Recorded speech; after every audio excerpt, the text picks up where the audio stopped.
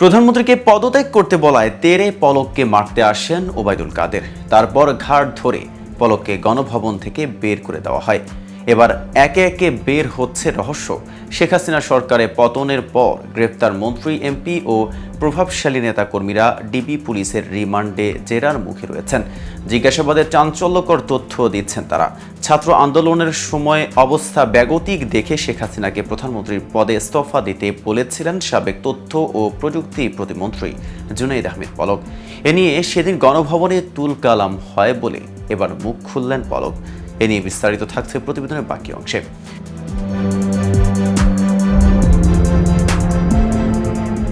DB হেফাজতে থাকা আসামি সাবেক তথ্য ও প্রযুক্তি প্রতিমন্ত্রী জুনাইদ আহমেদ পলক বলেন, সরকার পতনের এক দফা আন্দোলনের শেষ পর্যায়ে 4ই আগস্ট গণভবনে আওয়ামী লীগ এবং এর অঙ্গ সহযোগী সংগঠনের নেতাদের সঙ্গে বৈঠক হয়।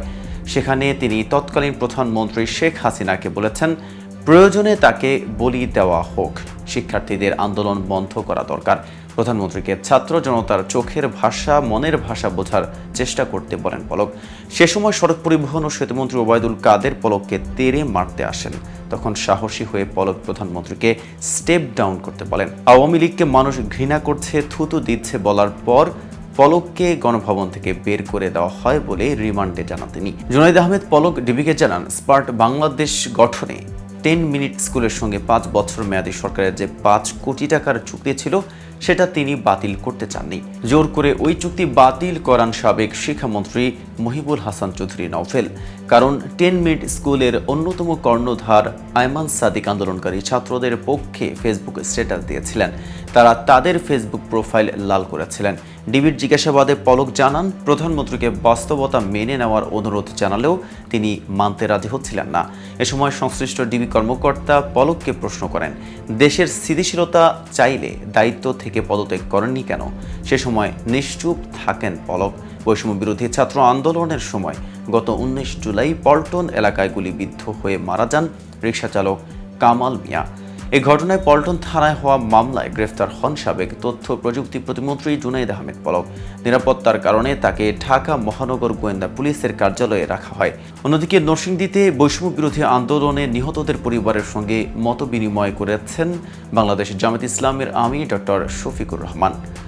শুক্রবার বিকেলে শহরের ব্রাহ্মণদী এলাকার একটি কমিউনিটি সেন্টারে জেলা জামায়াতে ইসলামীর আমির অধ্যাপক মোসলে উদ্দিন সভাপতিত্বে মতবিনিময় অনুষ্ঠিত হয়। এ সময় আন্দোলনে নিহত 19টি পরিবারের মধ্যে নগদ 2 লাখ টাকা করে অর্থ সহায়তা প্রদান করা হয়।